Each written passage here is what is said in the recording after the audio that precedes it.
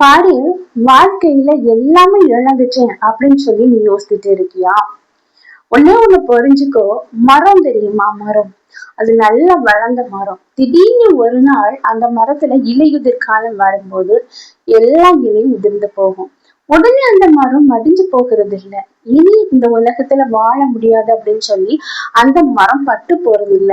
கொஞ்ச நாள் காத்திருந்து துளிர்காலம் வரும்போது பழையபடியும் அந்த மரத்துல உள்ள இலைகள்லாம் துளிர்ந்து வளர்ந்து பெருசா மாறுது.